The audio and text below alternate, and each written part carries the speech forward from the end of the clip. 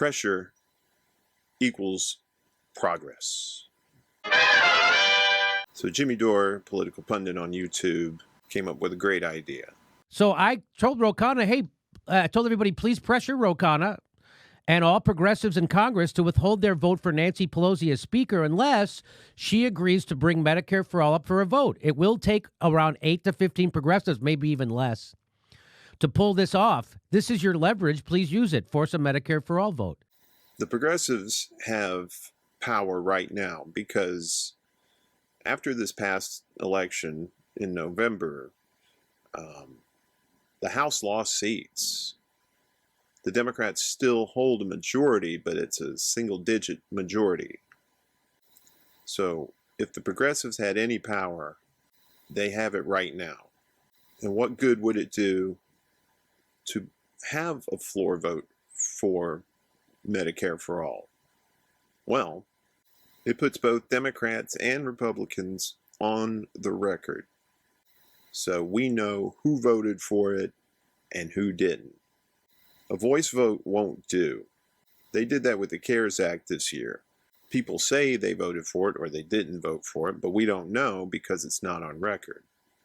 This also helps progressive candidates who will be running for re-election in 2022.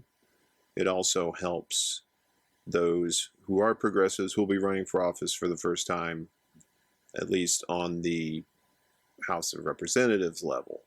What they can do is they can use this yay or nay vote against whoever they're running against come 2022.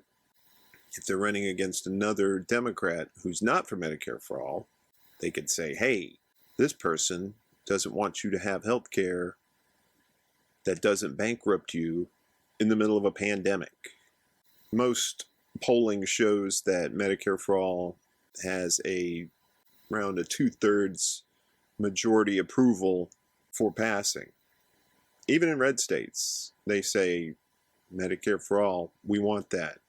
Now, we'll get more into why Medicare for All is so important in another video coming up soon, but I would believe that health care in the middle of a pandemic, where you don't have to pay $10,000 to go to the emergency room, might be a good thing.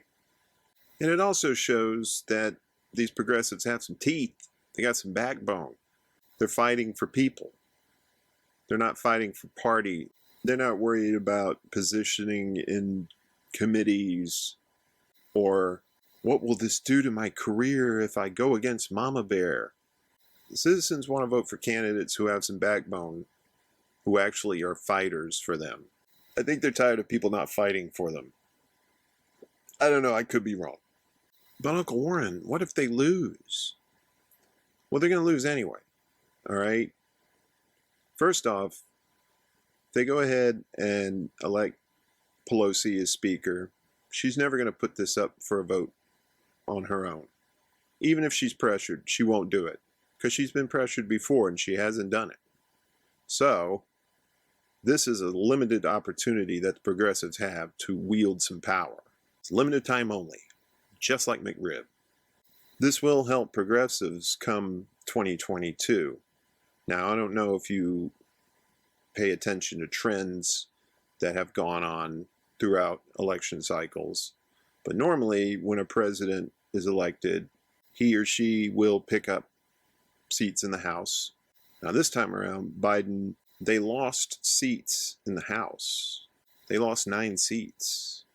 And there's a few outstanding races going on for House of Representatives. But basically, the Democrats are going to have a single-digit majority in the House. Now, why is that important? It's important for progressives because they have double-digit members of the squad and people coming in who are progressive, who are for Medicare for All. Now, they all joined forces and told Pelosi, look, we're not going to vote for you for Speaker unless you put this up for a vote. Then they may be able to get somewhere. Putting it up for a vote gives progressives ammunition come 2022. Because traditionally, the new president will lose seats in either the House or the Senate or both come the midterms. So what that means is there's a very good chance that the House of Representatives will flip back to Republican control come 2022. And then Medicare for All will definitely not get a vote. So what if Pelosi doesn't cave? What if she calls their bluff and says, okay, you're not going to vote for me? Fine. I'm still not going to put it up for a vote. That's where we see if progressives really are fighters or not, whether they believe that people are more important than their party. But I don't believe that would happen. I believe Nancy Pelosi loves power too much.